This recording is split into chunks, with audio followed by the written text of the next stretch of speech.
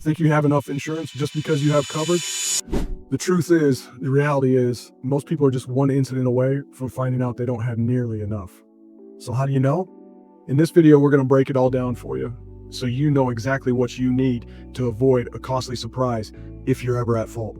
Recently, we had a client come over, transfer to our office, who thought they were doing all the right things, making payments, doing everything on time, thought they had all the right coverage.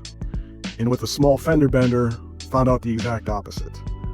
Soon, they realized they were undercovered and were at fault for thousands of dollars that they weren't covered for. When we brought them over to our office, they asked, how could I have known what coverage I should have had? It's our job to break it down for them. See, here's the thing. Insurance isn't a one-size-fits-all like you see on the commercials. It truly is individualized for every person, depending on their specific needs and wants for coverage. Depends on your lifestyle, your assets, your family needs. There's a lot that really goes into it. So let's take a second and dive in to show you exactly what this is all about. Step one is what we just referred to in terms of assessing your personal needs. Everybody's needs are different, so everybody's insurance is different. Again, are you a homeowner? Do you have kids? What type of assets do you want to protect? These are all questions that need to go into analyzing your specific insurance coverage.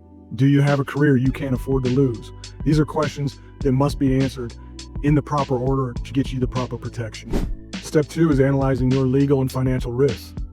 State minimums, which is what we see way too often, are just that, state minimums.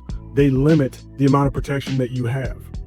In the case of an at-fault accident where you put somebody in the hospital for a couple of days, they miss work, and those bills start mounting up, now it's your personal assets that can be taken if you're at fault.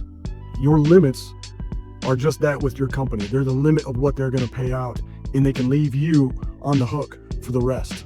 Step three that we like to go over is understanding add-ons and extra protection. Things like uninsured motorists that can protect you if you are ever in an accident and the person at fault doesn't have insurance. Or maybe it's an umbrella policy that extends the limits of your protection above and beyond, just in case that accident is that severe. We want to make sure all of your assets are totally protected and your wages, your retirement, your equity in your home don't get touched. So there you have it. Those are the top things to consider when shopping your insurance.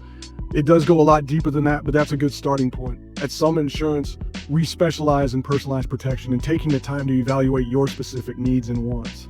If you got some value from this, please like and look out for the next video as we try to break this down even more for you and help educate you on what is truly important when it comes to your insurance. Take care.